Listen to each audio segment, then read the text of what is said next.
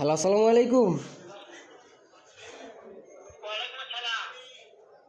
কেমন আছেন আপনি? এই তো আলহামদুলিল্লাহ ভালো।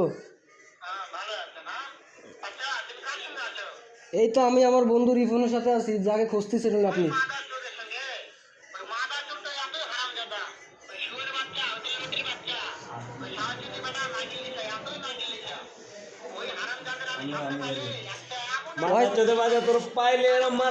সে তো সব শুনতেছে, সে সব শুনতেছে।